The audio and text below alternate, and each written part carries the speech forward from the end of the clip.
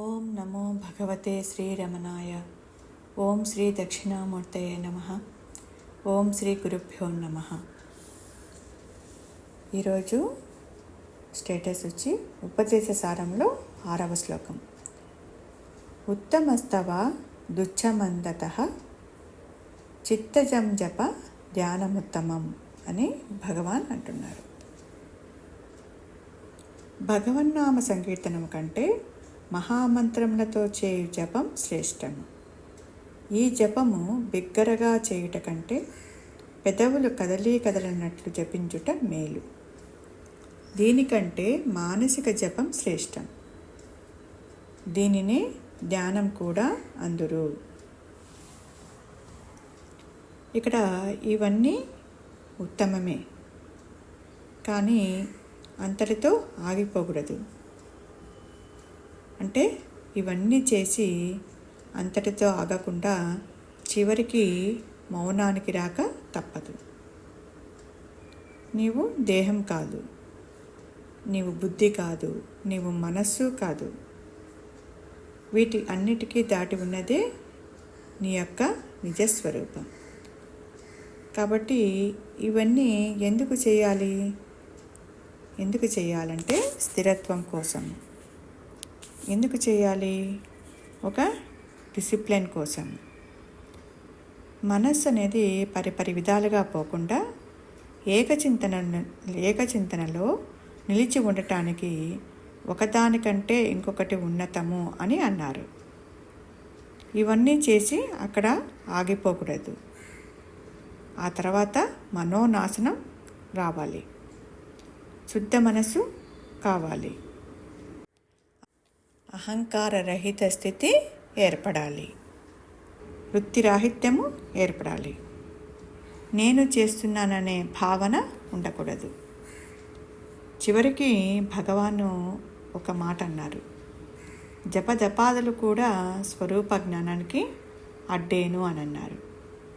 మరి అడ్డు అన్నప్పుడు ఎందుకు చేయమంటున్నారు అండి అని అంటే, నీ మనస్సు పరిపరి విధాలుగా పోతుంది కాబట్టి ఏదో ఒకటి చేసి మనోవాక్కాయ కర్మలతో నీవు ఒక త్రాటి కింద, అంటే ఒక త్రాటి మీద ఉండటానికి కూడా, స్థిరత్వానికి రావటానికి కూడా ఒకదానికంటే ఒకటి ఉన్నతము అని చెప్పారే కానీ అది అంతటితో ఆగిపోకూడదు అని అంటున్నారు. చివరికి దీని యొక్క చివరి అంతరార్థం ఏమిటంటే, అక్కడ స్వరూప జ్ఞానము తెలుసుకుంటామే. స్వరూప జ్ఞానానికి అడ్డు ఏది ఉంది? ఈ దేహాత్మ బుద్ధియే కదా. దేహాత్మ బుద్ధి అంటే నేను అంటే దేహమని, దేహంలో ఏమేమి ఉన్నాయి? ఈ కర్మేంద్రియాలు, ఈ జ్ఞానేంద్రియాలు, మనస్సు, బుద్ధి, చిత్తం, అహంకారం ఇవన్నీ ఉన్నాయి. కాబట్టి స్థిరత్వానికి రావటానికి అంతటితో ఆగిపోకూడదు. కాబట్టి భగవాన్ ఇక్కడ ఏమంటున్నారు? ఉత్తమస్తవ దుచ్చమందతః చిత్తజం జప ధ్యానముత్తమం అని భగవాన్ చెప్తున్నారు అన్నమాట. అంటే ఇవన్నీ చేసి కూడా మనం ఇంతటితో ఆగిపోకుండా మనసు అనేది ఒక నిశ్చల స్థితి రావడానికి, స్థిరత్వం రావడానికి ఇవి చేస్తున్నామే తప్ప ఇంతటితో ఆగకోకుండా ముందుకు ప్రయాణం చేయమని ఇక్కడ భగవాన్ మనకు చెప్తున్నారు. ఓం శ్రీ గురుభ్యో నమః.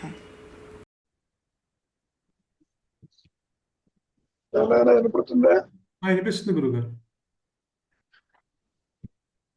ఒక్క నిమిషం.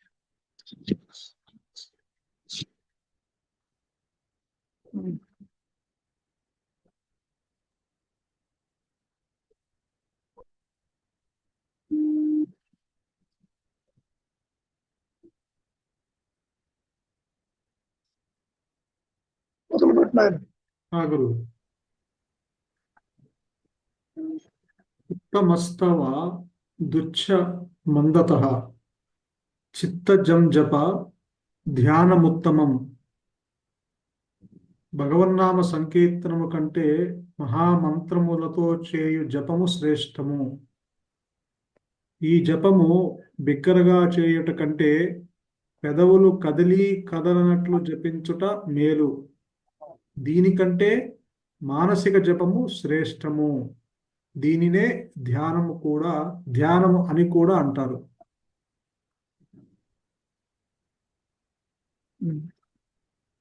దీన్ని ఏ విధంగా తీసుకోవాలి మనం?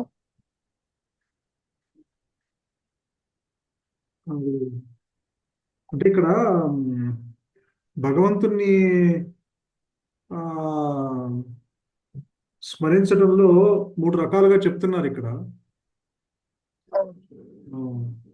సంకీర్తనం అని దానికన్నా పెద్దగా అంటే పెద్దగా ఒక శబ్దాలు చేస్తూ చేయటం ఒకటి, శబ్దం చేయకుండా కొంత తనకి వినిపించేట్టుగా కొంత శబ్దం వరకు తన వరకు చేసుకునేది ఒకటి, ఇంకా శబ్దం లేకుండా మానసికంగా తన లోపల చేసుకునేది ఒకటి. ఈ మూడిట్లోనూ భేదాలు చెప్తున్నారు గురువు గారు ఇక్కడ. భేదం కాదు, ఒకదానికంటే ఒకటి ఉన్నతం అంటున్నారు. అవును గురువు గారు, అవును. ఇంతకీ ధ్యానం అంటే ఏమిటి? చివరిది చెప్తున్నారు గురుగారు. ఆ చివరిదే మానసిక జపమే శ్రేష్టము, అదే ధ్యానము. దీనినే ధ్యానం అని కూడా అంటున్నారు. అంటే ఏకచింతన కోసం. మానసిక జపం అంటే ఏమిటి?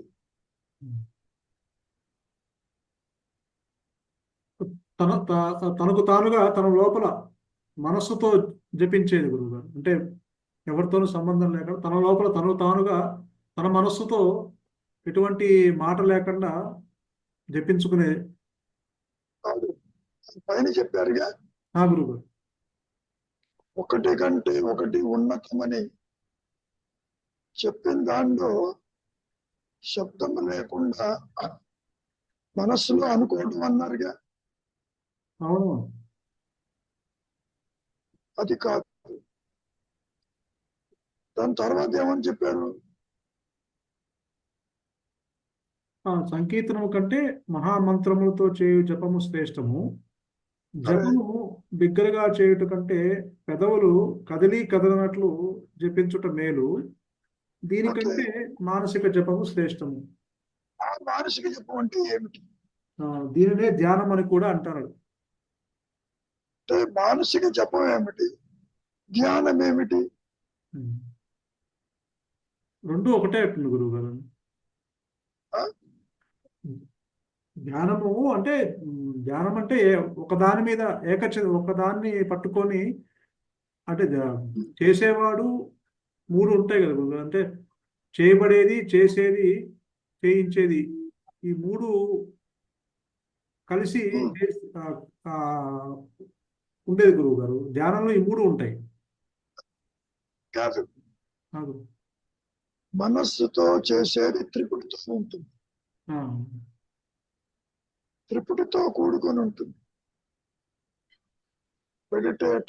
మెడిటేషన్, ఆబ్జెక్ట్ ఆఫ్ మెడిటేషన్ ఉంటుంది. అది కాదంటున్నారు ఇక్కడ పాయింట్. అది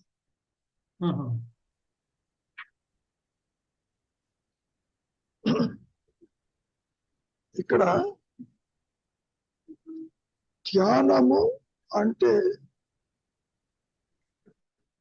ఆత్మను గురించిన మాట చెబుతున్నారు ఇక్కడ.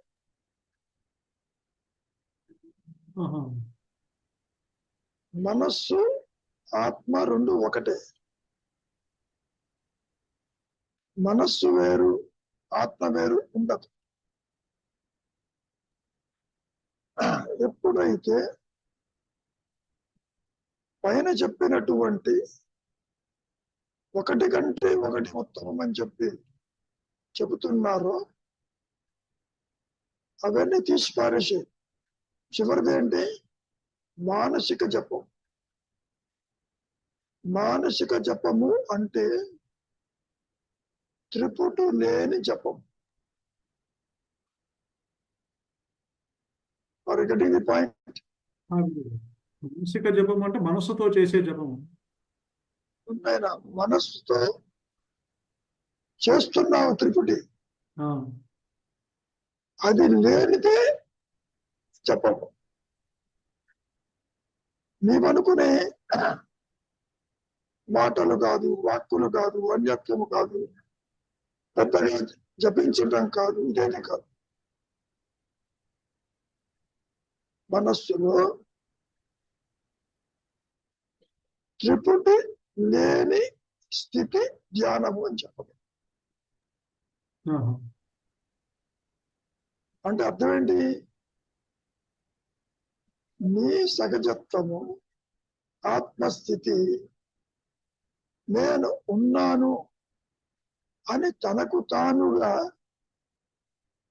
జపిస్తున్న స్థితి, అజప స్థితి నీ సహజత్వము. ధ్యానము అంటే ఆత్మ. నువ్వు చేసే త్రిపుటి కాదు, మంత్రము కాదు, వాక్కు కాదు, అన్యత్వము కాదు, త్రిపుటి కాదు. మరి అయితే అహం స్ఫురణ అనేది ఈ మనస్సుతో చేసేది కాదు అని చెప్పదు. గురువు. ఇక్కడ నీ సహజ స్థితి, అజప స్థితి, ఉన్నానన్న ఎరుక నిరంతరము అది సాగిపోతూ ఉంది. అహమహమితి స్ఫురతి. ధ్యానం అంటే అది. అట్లా కాకుండా నీవు ధ్యానం చేస్తానంటున్నావు, జపం చేస్తానంటున్నావు, నామజపం అంటున్నావు. ఇవి నీ సహజ స్థితికి, ఆ ధ్యాన స్థితికి, అజప స్థితికి అవరోధం అని చెప్పటం. ఒకదానికంటే ఒకటి ఉన్నతము అని చెబుతున్నానంటే అర్థం ఏంటి? వాటి జోలికి పోవద్దు అని అర్థం. Are you getting the difference? గురువు.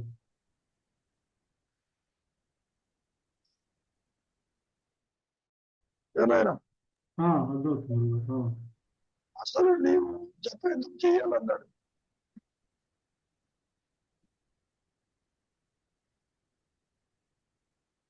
మనం ఎట్లా తీసుకోవాలి మహర్షి యొక్క అప్రోచ్ని? నీవే ధ్యాన స్థితిలో ఉన్నావు. నీ సహజత్వము ఆత్మ, నేను ఉన్నాను ఉన్నాను అంటూ అది జపము కాని జపం చేస్తూ ఉన్నది లోపల. నీవు ఈ పని మానుకో, ఒకదానికంటే ఒకటి ఉత్తమం అంటే అర్థం ఏంటి? దాన్ని వదిలిపెట్టు. నామజపం వద్దు, పెదవులతో వద్దు, కదలకుండా వద్దు, మనస్సులో త్రిపుటి వద్దు. అంటే నీవు పూర్తిగా పూర్తి రాహిత్యమై లోపలికి వెళ్ళు. నీ సహజత్వము ఉన్నానని అది ప్రకాశిస్తూ ఉన్నది. ధ్యానం అన్నా, మెడిటేషన్ అన్నా, ఎరుక అన్నా, జ్ఞానమన్నా నీ సహజత్వము.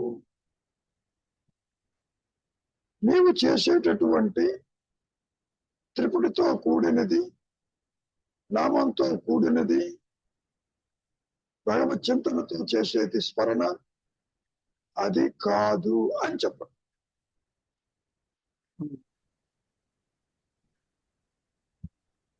ఎందుకు చెబుతున్నారు ఇది?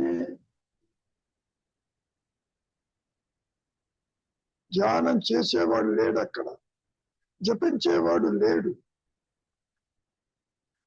మొట్టమొదటి చెప్పిన 3-4 ఐటమ్స్ దేహాత్మ బుద్ధితో చేస్తున్నావు నీవు. ఇది చెప్పినట్టు. Are you getting the difference? గురువు. మానసిక జపం కూడా ఇది కూడా దేహాత్మ బుద్ధితోనే చేస్తున్నాడు. మానసిక జపం కూడా త్రిపుటితో కూడుకొని ఉంటుంది. నామరూపాత్మకములతో కూడుకుని ఉంటుంది.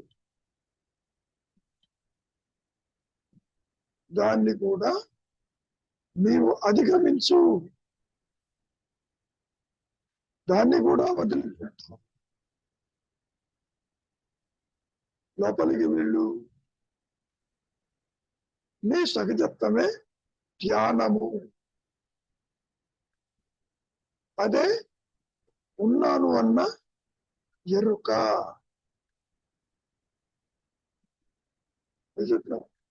జ్ఞాన వృత్తి చేత ఆత్మ తనకు తానుగా తన ఉనికిని తెలుసుకుంటున్నది, జపిస్తున్నది.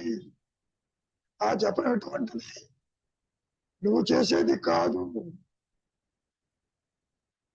ఒకటే నేను ఉన్నది. మనస్సు త్రిపుటి గనక లేకపోతే, జపించకపోతే, దానికంటే ఉత్తమమైనది నీ సహజత్వము. అది ధ్యానం చేస్తున్నది.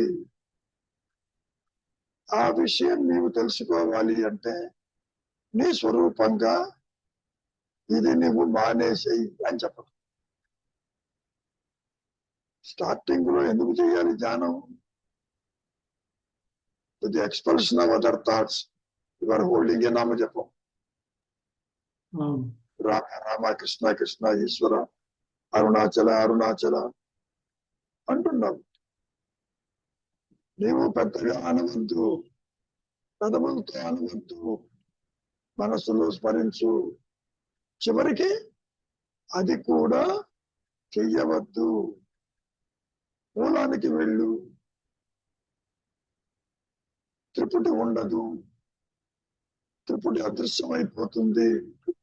ఇదే మనస్సు ఆత్మగా, అహం స్ఫురణగా, అహమహమితి స్ఫురతి.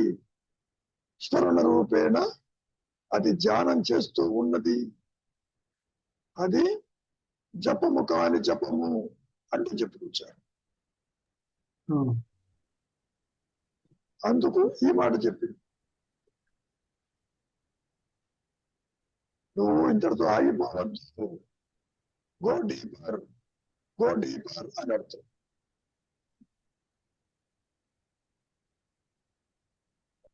అయ్యా శ్రీనివాసరావు గారు చెప్పండి, ఇంకా ఆయన ఉందా? అంటే ఇక్కడ మళ్ళీ అంటే అనుగ్రహం చేత ఆ త్రిపుడు నశిస్తేనే ఆ జపము ఏదైతే ఉన్నదో అది గుర్తింపబడుతుంది. కానీ ఉన్నదే అనుగ్రహము, ఉన్నదే ఆత్మ, కొత్తగా ఏది రాదు. కానీ నీకు ఒక పరిస్థితి చెబుతున్నారు, ఇక్కడ అయిపోవద్దు, go deeper, go silent, go అంతర్ముఖం. అది అర్థం. మానసిక జపం కంటే ఇంకాస్త లోపలికి ఇంకాస్త అంతర్ముఖము వెళ్ళటం అనేది శ్రేష్టమవుతుంది. అప్పుడు అక్కడ ఉన్నది ధ్యాన స్థితి. మహర్షి దృష్టిలో ధ్యానం అంటే అహం స్ఫురణ, ధ్యానం అంటే తురీయం, ధ్యానం అంటే ఉన్నానన్న ఎరుక. నీవు చేసేది కాదు, కానీ నీ మనస్సుని ట్రైన్ చేస్తున్నావు లోపలికి పోవటానికి. అందుకని అన్య చింతన లేకుండా ఏక చింతన పట్టుకున్నావు, ఒకే చింతన. ఆ పట్టుకుని పెద్దగా అరుస్తున్నావు, భగవన్నామం చేస్తున్నావు. దానికంటే శబ్దం లేకుండా లోపల నీవు చెయ్యి. దానికంటే కూడా మానసిక జపం చేసి, దానికంటే కూడా నీ ధ్యాన స్థితి అది ప్రకాశిస్తూ ఉన్నది లోపల అని చెప్పి ఇన్ని రకాలు ఎందుకు చెప్పాను? మేము ఇక్కడే ఆగిపోతామేమో, భజన చేస్తూ ఆగిపోతామేమో, నామకీర్తనతో ఆగిపోతామేమో, లోపల చెప్పుకుంటూ ఉంటామేమో అని ఇంకా లోపలికి వెళ్ళు, వాటిని వదిలిపెట్టు, మౌనానికి రా, అంతర్ముఖానికి రా, నీ మూలానికి రా. నీ మూలమే అజప స్థితిలో జ్ఞాన వృత్తి చేత అహంస్మరణ ప్రకాశిస్తూ ఉన్నదని చెప్పడానికి. రెండు లేవు, ఒకటే లేదు. ఇప్పుడున్న నేను, దేహాత్మ బుద్ధి నేను కర్మలు ఆచరిస్తూ ఉంది, ధ్యాన ధారణ సమాధి క్రియలకు చెప్పినాడు. ఆ సమాధి అనేది ధ్యాన స్థితి అని చెప్పటం.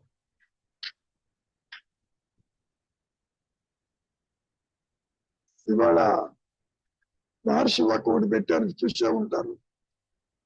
ధ్యానం అంటే నిద్రలో విషయం తెలియదు, ఇట్ ఈస్ బియాండ్ దట్, మనస్సుకు అందదు. సమాధి మనస్సుకు వాకుకు అందదు, అందువల్ల వర్ణింపగానిది.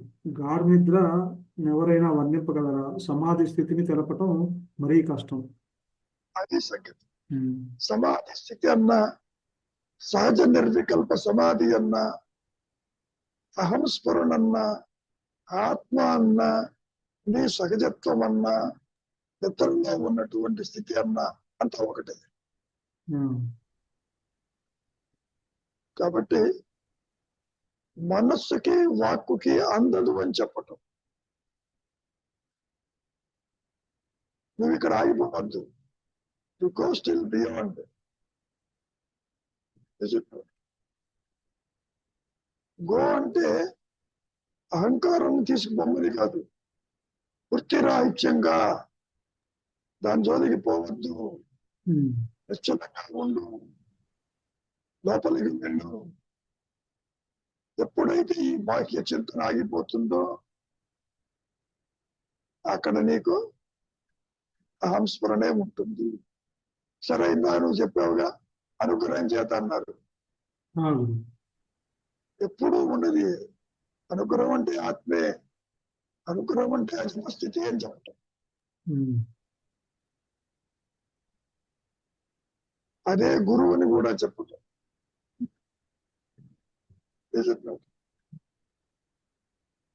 అంటే నిజమైన ధ్యానం అనేది కేవలం అది ఆత్మస్థితిలోనే, ఆత్మస్థితే నిజమైన ధ్యానం. అంటే నిజము అంటే అది నేను ఉన్నానండి ధ్యానం చేస్తున్నది ఆత్మ. ఆద్యధారగా ఉన్నదన్నాడు ఆదిశంకరుడు. ఈయన కూడా చెప్పారుగా, తర్వాత వస్తుంది ఆద్యధారయ సతసా సమవేలో ఉంది చెప్పినట్టు. బ్రేకు లేకుండా ఉన్నది అహంస్మరణ. జాగ్రత్త స్వప్న సుషుప్తుల్లో కూడా అదే ఉన్నది. కానీ ఈ దృష్టి అన్య చింతనలో ఉంది. అందుకని ఈ విధంగా చెబుతున్నారు,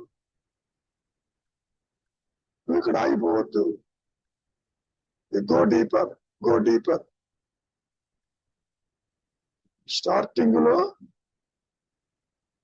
the expression of other thoughts, నామం పెట్టుకో, నో ప్రాబ్లం.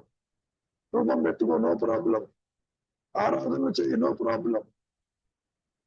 కానీ అది దాటిపో, అంతటితో ఆగద్దు. ఎక్కడ గో డీపర్, గో డీపర్ అని చెప్పడం. అంటే వృత్తి రాహిత్యం వైపుకి తీసుకెళ్తున్నారు. ఎప్పుడైతే వృత్తి రాహిత్యమైన మనస్సు ఏ పని చెయ్యదో అక్కడ నీ సహజత్వము జపం చేస్తూ ఉన్నది, ఉన్నానని చెబుతున్నది జ్ఞానవృత్తి చేత అని చెప్పడం. సూచించటం, అది ఇంకోళ్ళకి అందించేది కాదు. మంత్ర జపం అందిస్తారు, ఈ మంత్రం జపించు, నీకు ఇలా ఉంటుంది. ఉపదేశాలు చాలా ఉన్నాయిగా. అవును. అన్ని ఉపదేశాల కంటే మౌనోపదేశం చాలా గొప్పదన్నారుగా. ఆ మౌన ఉపదేశమే ఇక్కడ చెబుతున్నారు. You go beyond this, beyond వాక్, బియాండ్ రిపిటేషన్, బియాండ్ త్రిపుటి. ఇట్లా ఏమైనా అవును గురుగారు. అంటే నిజంగా అంటే అప్పటిదాకా వీడు ఏదో ధ్యానంతో చేస్తున్నాడు అనుకుంటాడు, కానీ సిద్ధించిన తర్వాత అసలు ధ్యానం అప్పుడు స్టార్ట్ అవుతుంది. స్టార్ట్ అవడం కాదు, అది ఇప్పుడు కూడా వేస్తూ ఉంది. నీవు ఇక్కడ చేసేది అటు తొలగించే ప్రయత్నం. అవును. ఒకదానికంటే ఒకటి ఉత్తమం ఎందుకు చెబుతున్నారు?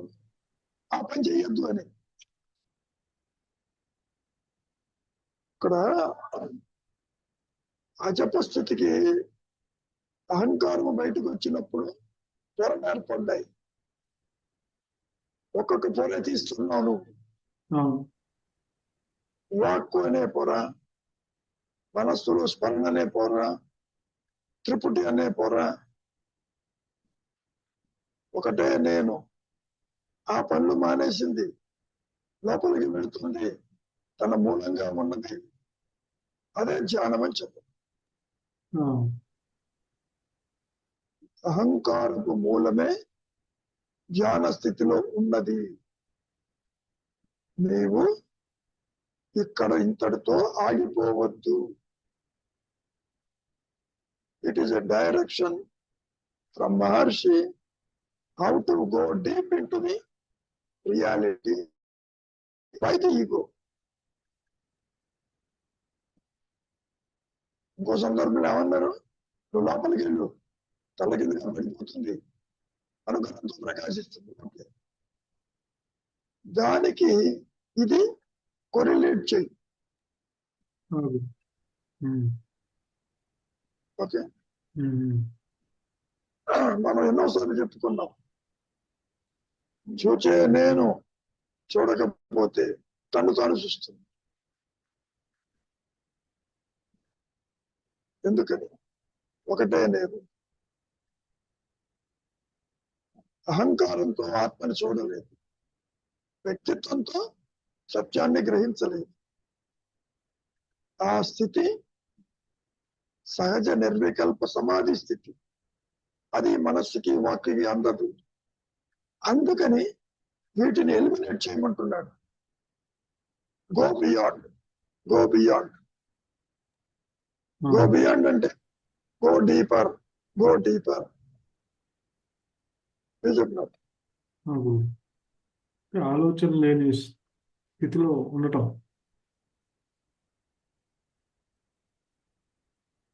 ఇక్కడ ఆలోచన లేని స్థితిలో కూడా నీకు అహంకారం ఉంది, కూడా వదిలిపెట్టు, లోపలికి వెళ్ళు. అంటే ఎంత డీప్ గా వెళ్ళినా కూడా ఆ స్థితి, అంటే అహంకారంతో ఆలోచన లేని స్థితి వరకు డీపర్ డీపర్ అన్నా కూడా అంతవరకే ఆగిపోతుంది కదా గురుగారు మనస్సు. ఆగిపోతుంది అనేది కూడా ఆలోచనగా బయటకు వచ్చి చెప్తున్నాం, కానీ అసలు ఎంత డీప్ గా కూడా అంతవరకే దాని స్థితి మూలం దాకా వెళ్ళలేదు కదా. ఇక్కడ నేను ఉన్నాను అనేది నీవు నామజపం చేస్తున్నప్పుడు ఉంది. అవును. పెదవులతో స్మరిస్తున్నప్పుడు ఉన్నది, మనస్సుతో చింతిస్తున్నప్పుడు ఉన్నది.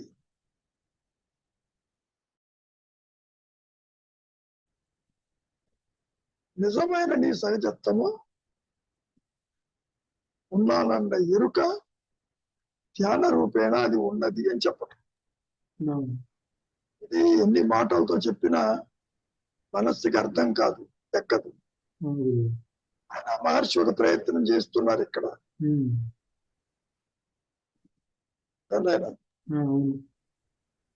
అంటే ఉన్న వాటిలో ఫిల్టర్ చేస్తున్నారు శ్రేష్టం ఒకదానికొకటి మీద తక్కువ ఒకదానికంటే ఒకటి శ్రేష్టము అని చెప్పడం. అవును. అంతేగాని అక్కడే ఆగిపోమని కాదు. అంటే మాయలో కొంత ప్రోగ్రెస్. ఎందుకని అన్యత్వాన్ని వదిలించుకుంటున్నావు ఇక్కడ లోపలికి పోతున్న కొద్ది. ఒక రకంగా చెప్పాలి అంటే వృత్తి రాహిత్యం అవుతున్నావు.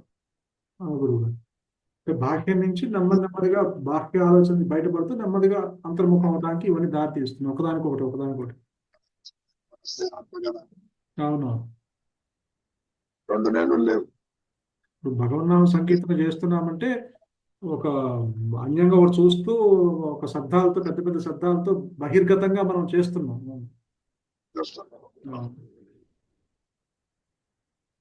అంటే అర్థం ఏంటి? ఇంద్రియాల ద్వారా ప్రొటెక్ట్ చేసుకుని వాక్ ద్వారా నామజపం చేస్తున్నావు, భగవన్నామ సంకీర్తన చేస్తున్నావు. పూర్తిగా ఇంద్రియాలు అహంకారము అన్ని కాన్షియస్ వాటి ఉండి చేస్తున్నాం, పూర్తిగా నిలబడుతూ చేస్తున్నాం. అవును, దేశంలో అది ఉంది. సో నువ్వు మెల్లమెల్లగా వాటిని వదులుకో.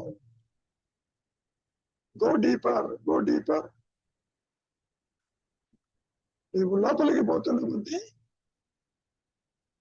నీ సహజత్వము ధ్యాన స్థితి నీకు అర్థమవుతుంది అని చెప్పడం.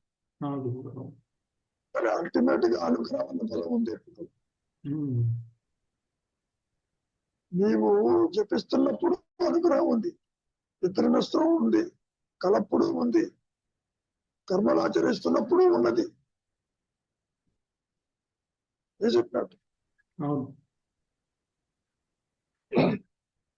శ్రీనివాసరావు గారు చెప్పండి కొంచెం ఏమన్నా ఉంటే. దీన్ని జాగ్రత్త, స్వప్నము, సుషుప్తితో పోల్చాలనిపిస్తుంది నాకు. పోల్చండి. జాగ్రత్త అందులో బహిర్ముఖంగా పెద్ద స్వరంతో ఉచ్చ స్వరంతో భజన చేస్తున్నాడు.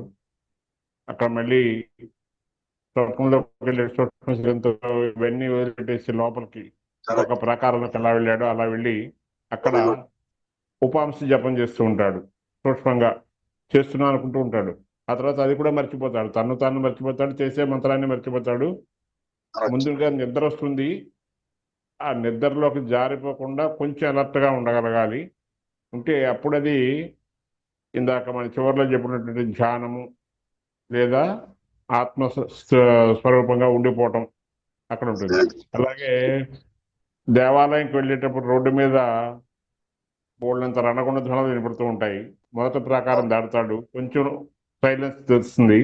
ఇంకొంచెం అలా ప్రాకారం దాటి లోపలికి వెళ్ళే గర్భగుడికి వెళ్ళేటప్పటికి పూర్తిగా ఇవన్నీ కూడా నిర్మానుష్యం అయిపోతాయి.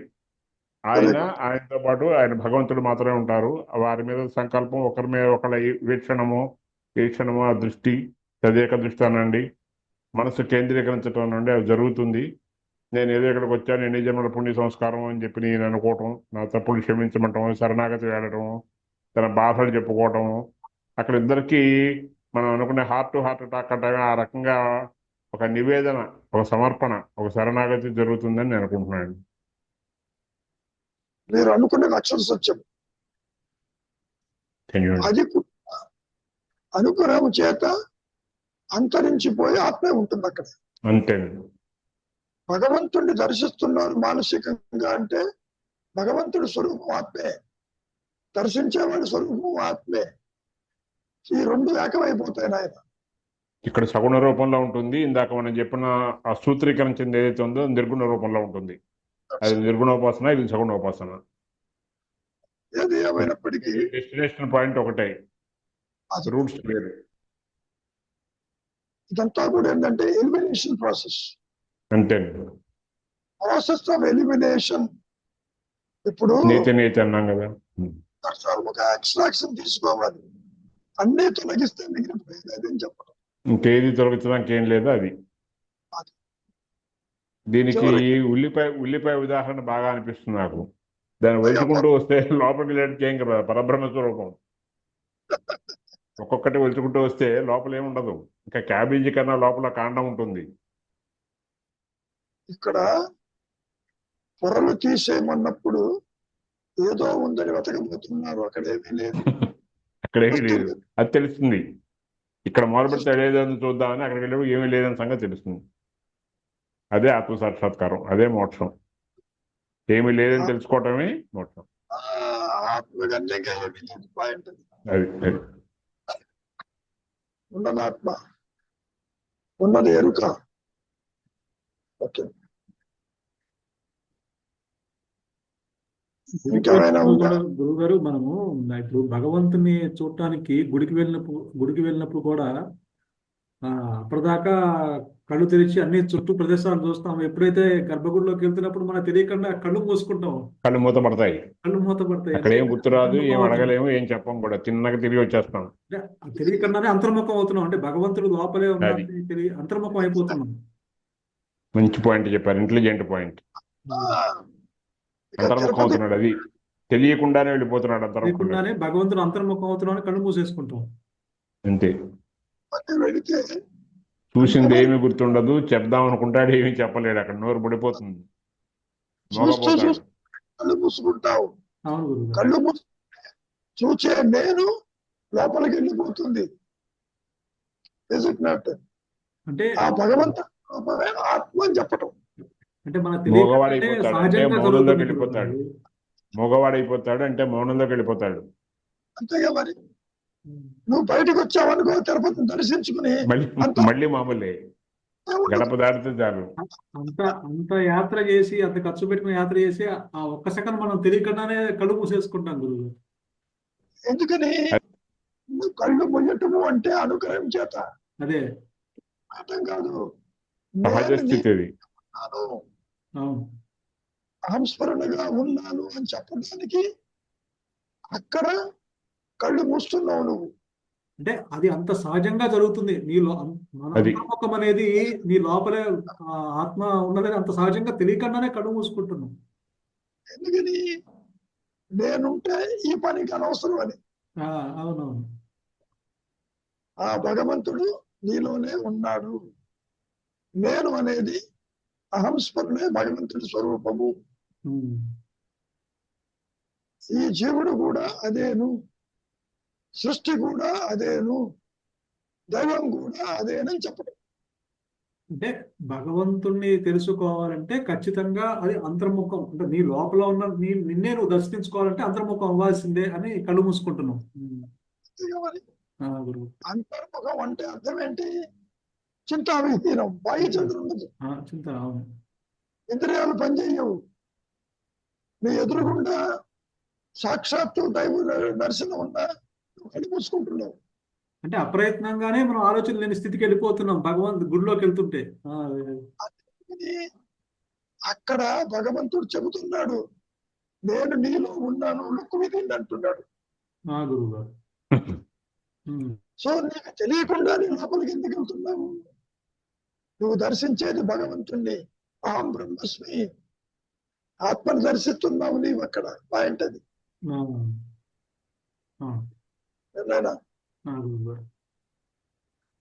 ఇక్కడ గోపుర దర్శనం నుంచి అంతరాలయ దర్శనం కొడుతున్నాడు.